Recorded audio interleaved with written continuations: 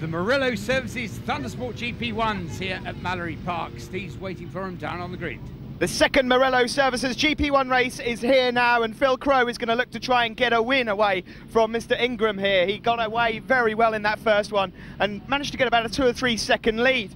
Third on the grid here, Ian Mackman. Well, you heard from him in the first race. He's going to do all he can to tag onto the front two. And what can Sam Hornsey do? Plenty of other bikes out there to look out for, including Baker, De Rosa, Wilkins, Robin. The list continues. Yeah, it's a fantastic entry this year. There we see number 34, Brian Greenfield. He's got our onboard camera in this race, so hopefully we're going to get a good start. There, Sid says, watch the lights. I'll tell you what, there's a bit of tension up the front. Phil Crowe on pole position with John Ingram, Ian Mackman and Peter Baker beside him. But here we go. I've got my right hand going, and I'm going to see if I can get between those two ahead. I can't quite make it, and we're coming down into Gerard's. Meanwhile, up the front, Phil Crowe. Time from pole position. At the moment, we're just trying to see if we can stay on and thread our way down steady straight towards the winners. And John Ingram has just squozed past at the front, so Ingram leads from Phil Crowe, Ian Mackman in third, and Peter Baker in fourth. Yeah, you can see Greenfield there, just inside the top 8, and you can hear from the engine revving there. It just shows you how quick these bikes are going around Gerard's. And Greenfield then in about 7th position, but at the front it is services resumed with John Ingram, Phil Crowe. Angelo De Rosa is going to be looking to try and keep up with Ian Mackman. A little moment there, a little bit further back into Shaw's hairpin. Oh, that's a nasty one. That's Les Liney. Well, the bike just completely changed direction, and it looks as though he's wiped out. It's Ben Broadway, I think. Oh, it is, yes. That's Ben Broadway, one of the tallest riders out there. And in fact, I think Les's bike also caught him on the way down, so it's good to see the two of them away from there. As the leaders back to Gerard's once again. It's still Ingram, Crowe hustling left and right. And look at that, Ingram almost out of the seat, under braking and Crowe underneath him.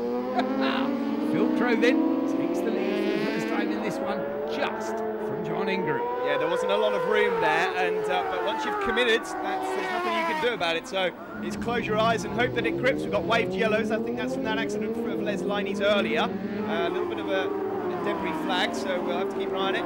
Mackman's still in third. There's Peter Baker from Morello Services. Sam Hornsey, RLR Motorsports, doing well to keep up with everyone on his Triumph 675, but it is Crowe that leads from Ingram. Yeah, great performance by the young man. Yes, the marshals doing another great job up there, clearing both bikes and riders, and indeed the track after that early incident. It's going to be very interesting, Steve, to see whether or not Phil Crowe can stay ahead of John Ingram. Ingram was very quick in that earlier race, but Phil Crowe is definitely, as he always is, well up to this one. He is up for it, yes, and they're trying to build a lead at the moment, just on board with Brian Greenfield, and he actually went down 1 or 2 gears into Gerard's. He's keeping it flat out all the way, down a couple of gears. You can hear the engine just trying to keep up with the gear change down as he goes through Red Greenies. He's just lost the position there. But Greenfield then still inside the top 10 just. Fantastic shots from Brian's bike, but there, John Ingram in second place, working hard, running down through the elbow. Phil Crowe is the target, but Phil leading well. Well, I'll tell you something you don't want to hear when you're leading a race, Robin, is that you've got a 10-second penalty for a yellow flag infringement, and that's exactly what last year's champion has got here, Phil Crowe, number 1. Yellow flag infringement somewhere on circuit, so he's now going to have a 10-second penalty, which means, well, in fairness, he's got a 6-second lead over Ingram already, but he's going to have to make more of it. Right, well, he really does have to push on then, and it will make life very difficult for him. There we see Alex Heaton just ahead, I think, of Mark Newland there. And good to see Alex up in GP1s as well for this season. It is, yeah, he's out on the night road racing Ducati, and this is a very impressive result from him. Currently inside the top 3 of the Superstock Thousands. Last lap flag out then. Crowe's got to find 10 seconds if he wants to win this race. It looks about 8 or 9. It could be quite close. I wonder if he's aware himself that the infringement is in place. It's always very difficult, isn't it? Because the riders, they're always looking a long way ahead down the track, and whether or not they can pick up pit signals and pit boards, it's always a bit of a moot point. Sometimes they even manage to miss a few flags being waved in their faces. But, well, Phil Crowe certainly pushing on. He's not the sort of rider who slacks off towards the end of the race. So you're absolutely right. It's going to be on the clock, this one. It could be very close indeed. Baker there just going through, and he looks like he's going to be good for 4th place overall for the 2009 champion. But Phil Crow's going to come across the line. He'll probably think that he's won this, and he does. He certainly does. It's a good wheelie to celebrate as well. And lots of applause there for the pit wall, but it's all on the clock now. And, well, look at this, John Ingram. He looks like he thinks he's won as well. And I tell you what, the clock gives it to Ingram. He's going to get it by 62 thousandths of a second. John Ingram nabs the win. Phil Crow was second.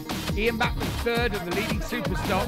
And, well, there they are on the podium. Ingram, the winner again. In the standings, John Ingram then by 5 points from Phil Crow.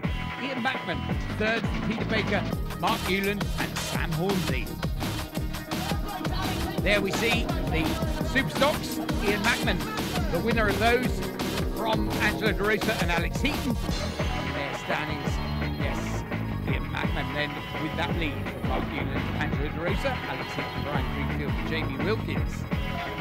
And in the Super Twins, another win for Lee Reevely from Scott Adam and Dan Cruikshank. Reevely, Adam Cruikshank, Dave Milling, Les Liney and Lee Powell into the standings in the Super Twins.